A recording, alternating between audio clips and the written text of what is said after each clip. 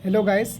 तो आप सब जानते हैं कि बिहार बोर्ड का एग्ज़ाम होने वाला है और उसमें हिंदी भी 100 नंबर का पूछा जाता है। तो इसमें भी ध्यान देना चाहिए।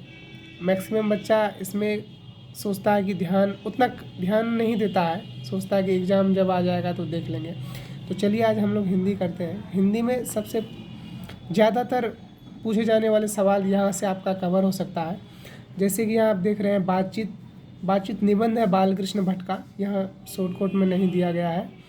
आप पेज नंबर 152 हिंदी का पलटाइएगा तो वहाँ आपको फुल डिटेल मिल सकता है। तो हमारे बुक में पेज नंबर 152 नहीं है, इसलिए मैं यहीं बता दूं कि कौन क्या है। जैसे पहले है बातचीत, तो बातचीत निबंध है, ये निबंध है बालकृष्ण भट्ट, इसका लेखक है। तो बातचीत निबंध है बालकृष्ण भट्ट का। उसने कहा था, कहानी है चंद्रधर शर्मा गुलेरी। उसने कहा था एक कहानी है और इसका लेखक है चंद्रधर शर्मा गुलेरी। और संपूर्ण क्रांति भाषण है, संपूर्ण क्रांति एक भाषण है, इसका लेखक है जयप्रकाश नारायण। जयप्रकाश नारायण द्वारा रचित है संपूर्ण क्रांति। अगला है अर्धनारीश्वर।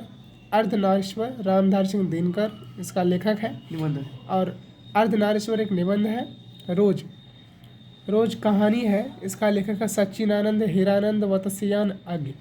रोज कहानी है जिसका लेखक है सच्चिदानंद हीरानंद वतस्यान अज्ञ। और एक लेख और एक पत्र भगत सिंह के द्वारा लिखा गया एक पत्र है। एक लेख और एक पत्र भगत सिंह। ओ सदा निरा यात्रा वृत्त है, इसका लेखक है जगदीश चंद्र माथुर। कौन है लेखक? जगदीश चंद्र माथुर। सिपाही की माँ, सिपाही की माँ एक एकांकी है जिसका लेखक है मोहन राकेश। सिपाही की माँ एक एकांकी है जिसका लेखक है मोहन राकेश। प्रज्ञित और समाज, प्रज्ञित और समाज निबंध है नामवर सिंह का। नामवर सिंह ने इसको लिखा है प्रज्ञित और समाज। झूठन दलित आत्मकथा है। झूठन एक दलित आत्मकथा है जिसका लेखक है ओम प्रकाश वाल्मीकि। कौन है? ओम प्रकाश वाल्मीकि। हंसते हुए मेरा अकेलापन डायरी है, इसका लेखक है मलियज। यानी हंसते हुए मेरा अकेलापन एक डायरी है जिसका लेखक है मलियज। तिरीच एक कहानी है, तिरीच एक कहानी है जिसका लेखक है उदय प्रकाश। तिरीच क्या है? एक कहानी है जिसका लेखक है उदय प्रकाश। शिक्षा शास्त्र है जिसका लेखक है जे कृष्णमूर्ति। शिक्षा शास्त्र है जिसका लेखक है जे कृष्णमूर्ति। तो ये गद्य खंड हुआ, यहाँ से ये 1 से 14 गद्य खंड है। और आगे जो आप ये देख रहे हैं ये काव्य खंड है।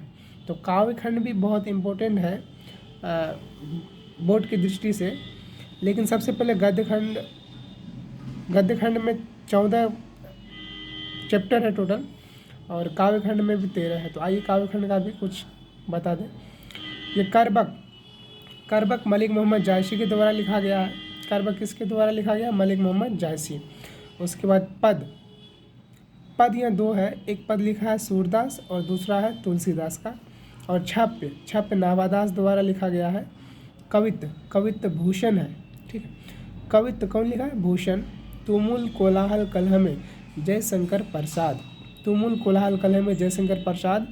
पुत्र वियोग सुभद्रा कुमारी चौहान के द्वारा लिखा गया है, जो ये एग्जाम के दृष्टिकोण से बहुत ही इंपॉर्टेंट है। इससे सवाल प्रत्येक वर्ष पूछा जाता है। उषा शमशेर बहादुर सिंह का लिखा हुआ है। उषा किसका लिखा हुआ है? शमशेर बहादुर सिंह। जन जन का चेहरा है गजानन माधव मुक्ति बोध। जन जन का चेहरा है गजानन माधव मुक्ति बोध। अधिनायक रघुवीर साय के द्वारा लिखा गया है। प्यारे नन्हे बेटे को विनोद कुमार शुक्ल। हार जीत अशोक वाजपेयी और गांव का घर है ज्ञानेंद्र पति। और ये प्रतिपूर्ति जो आप यहाँ देख रहे हैं 3, ये पूछा नहीं जाता है। कभी कभी ऑब्जेक्टिव में सवाल आ जाता है, कभी कभी, ठीक है, नहीं तो ऐसे नहीं पूछता। जैसे कि रस्सी का टुकड़ा हुआ गाड़ी मोपासा के द्वारा लिखा गया है। और क्लर्क की मौत अंतोन चेखव। और पेश की जो है वो हेनरी लोपेज के लिए है।